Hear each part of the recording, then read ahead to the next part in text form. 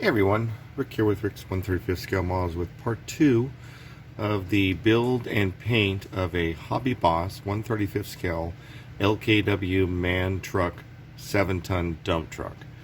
Now, in the first video I built the model, and now in this part I'm going to paint it. Now I have already primed it using Tamiya's fine surface primer. I'm real happy with this.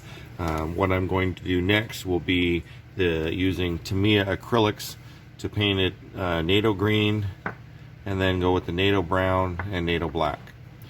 But one of the things I need to do is the frame part underneath here is a black, so I'm going to have to paint that black first. Now I currently have this sitting with the bucket up. What I did do in this build, they really don't give you an option to have the hydraulic here work because it's a multi-stage riser, as you can kind of see here. So what I did is I just took and built the bottom section, and then it folds down, and then you can lay this down, and it really isn't that obvious. When it's sitting here and you look, you really can't tell that it's not up. So that way, if I want to have it popped up, I can do it. If not, I can leave it down. One of the things neat about this vehicle in real life is the bucket obviously pivots like this, but also it pivots upward sideways. It can dump this way, or it can dump the other way.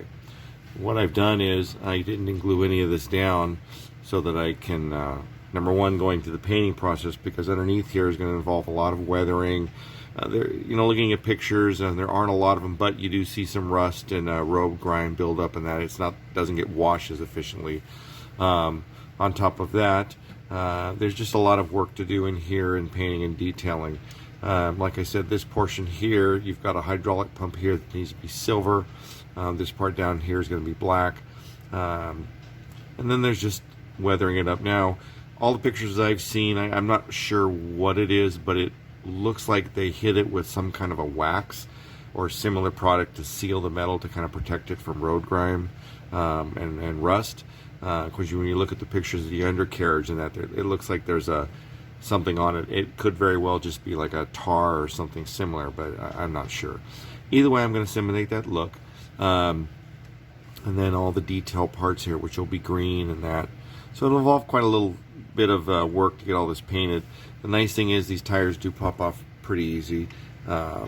So when it comes time to do that component, this will work out well. And then also this isn't glued down yet, so that I can get this painted also. And when it comes to the interior, the doors haven't been put on yet. So what I'll need to do is paint the interior first, put tape on the inside, seal this up, paint the vehicle. After the vehicle's painted, weather the vehicle. Once that's done, take all the tape off, add the mirrors, add the glass, and then seal this back up. So let's get started. So initially I've sprayed the vehicle with NATO green in a Tamiya acrylic, and then I start doing the camo pattern. First I did the NATO brown, that's also Tamiya acrylic, and then from there I did the NATO black. Now, as I said in the past, there's a specific pattern these vehicles have, so I have to copy that. One of the things I learned to do is I take the tip off of the airbrush, the little funnel part, and then you'll just see the needle sticking out. You have to be very careful in this, and then when I get real close with a lower air pressure, I can actually get a real fine quality line with the Wada airbrush I'm using. Here you can see me taking the tip off, and then with the black you can really get an idea of how fine of a line you can get. Definitely makes it a lot better as far as the quality. You don't have to do with the masking as much, but you just have to really be careful not to bump the tip, because you can bend it because it's not protected anymore. As you can see, slowly but surely working through the pattern, creating the outline, and then I'll follow it up by filling it back in with a little higher pressure, a little more airflow, and a little more paint flow. I really like using the Awada airbrush. There's a bunch of them out there. I've done a review on the border model. It's also real nice. But the Awada gives you a wide variety of quality levels depending on what you want to do for a good affordable price. I'm real happy with it.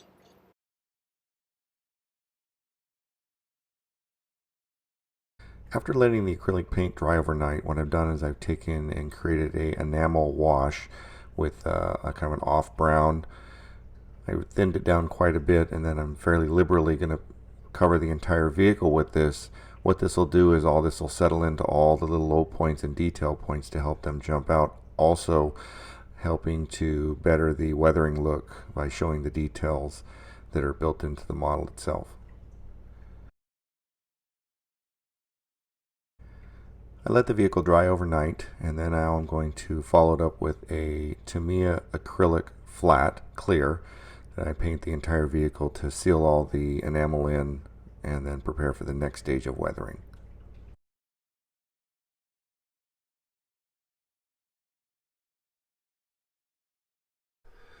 So next I'm going to take enamel paint. I'm using a light gray and undiluted, putting little dots in locations where I want to create a streaking effect. I'll take a wide soft brush and lightly dab it with clean enamel thinner, and then I'll pull it downward to create a streaking effect from oxidation. This is an effect that, like I've said in other videos, you take your time, do it slow, and slowly build it up, and you'll find the look you're looking for. It's fairly simple, but it's just a matter of slowly working through and creating the effect.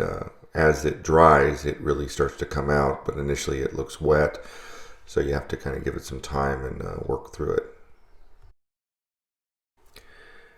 On the next stage, I'm using a Tamiya product which is Panaline Accent Colors. This is an enamel also, but it comes in a pre-mixed bottle with a light applicator, which makes it easy to use.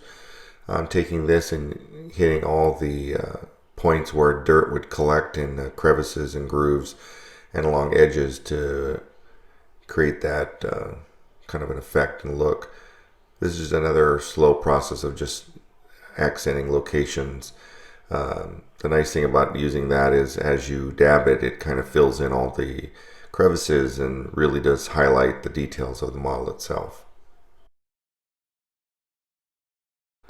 So next I'm taking chalk and I'm going around the vehicle and creating the dust effect that you would get from road grime and dust and all that collecting on different places.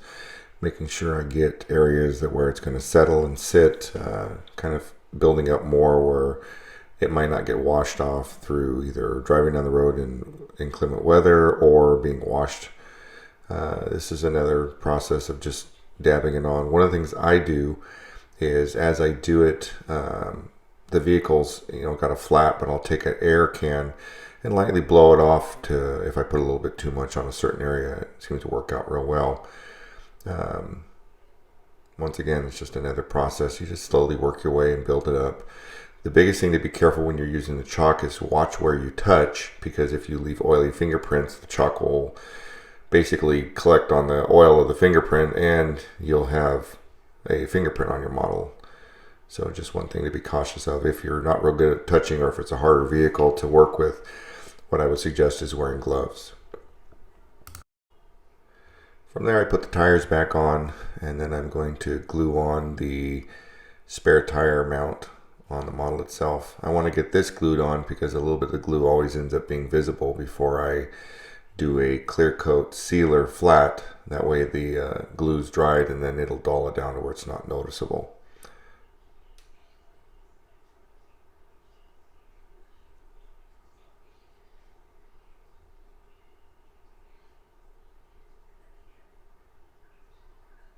Next, what I'm going to do is where the diesel fuel is put in the vehicle, I'm going to create kind of a look that they spilled some down the side. What I like is that same enamel panel, Tamiya color, the black gives the effect just right. And then while it's still wet, I'm going to hit it with some chalk to kind of stick to it like dust would stick on that kind of greasy spot. And then I use the air can again to kind of blow off some of the excess.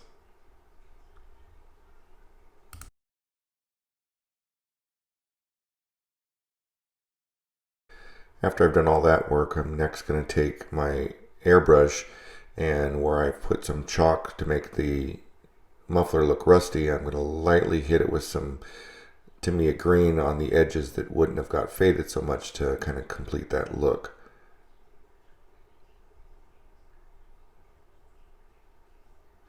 This effect looks nice and it makes it look more realistic.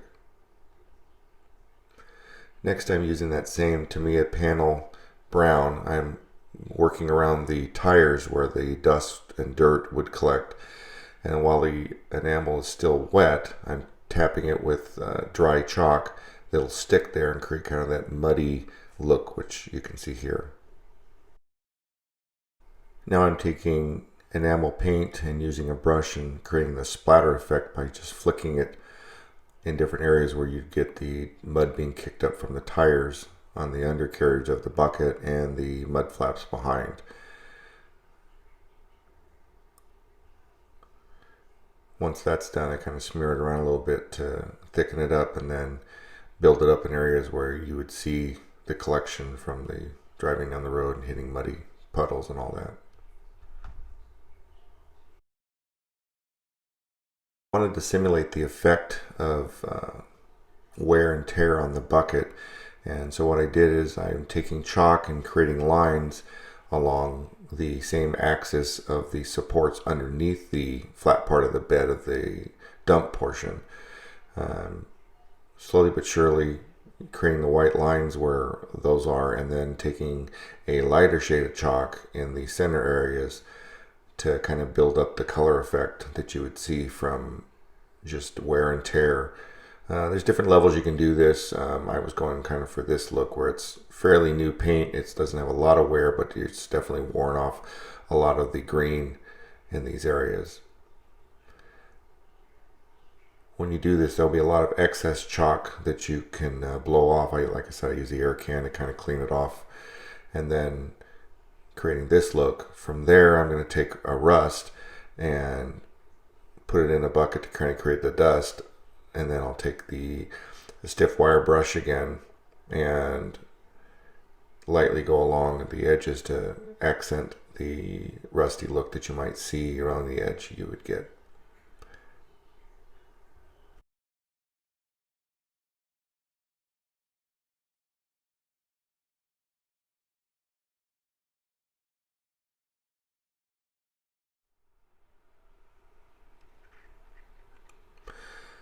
I'm going to take and once again use the air can to blow it out and clean it all the excess dust off.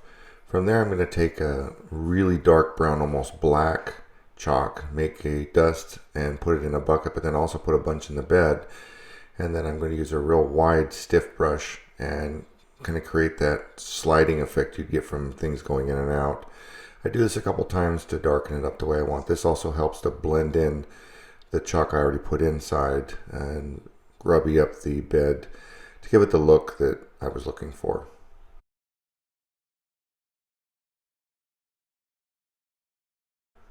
Next, after finalizing all the weathering, I'm going to take and seal everything in with the Tamiya acrylic flat clear, doing a fairly liberal coat to make sure I seal everything in and cover everything.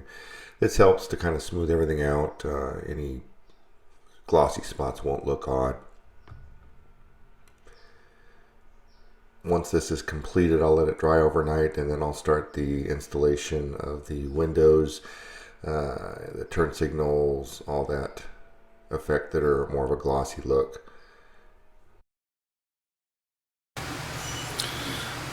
So what I've done here is created a mask by using the masking that they gave already, and I just basically created a template, cut it out, and then attached it right there, and then I'm going to attach the side here, and then I'm going to hit it with a little bit of clear dull to kind of give it the hazy look from road grime, and then I'll pull the tape right back off and you'll see the windshield wiper effect. Okay, so I've completed the model and got everything all installed, all the turn signals, headlights, everything done, all the clear glass. This kind of gives you an idea of the look of the vehicle I've created. One that's been being used, fairly well maintained, but it's definitely got a grubby, dirty look from being out in the field. The model itself is outstanding. I'm very happy with the quality of Hobby Boss's kit. It lends itself well to weathering and detailing. Definitely one of their better kits, accurate, and gives you lots of options.